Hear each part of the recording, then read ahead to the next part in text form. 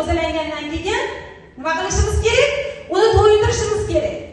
Bizni to'yintirishimiz uchun o't qopingizga alohida, jigaringizga alohida, qon ko'paytirishga alohida, immunitet ko'tarishga alohida ichamiz o'zi aslida, to'g'rimi?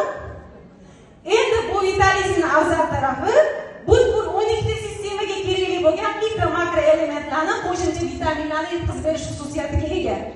Tarkibi 250 xil mikro makro elementlar, asalari suti, mangustin mevasi, Turkmaniston qora anori, 40 xil dengiz laminariotlari bor azizlarim.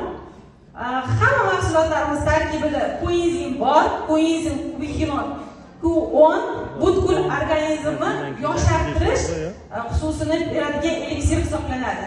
Hamma mahsulotlarimiz tarkibida bor. Endi mana bu yerda yozib ham qo'yishibdi.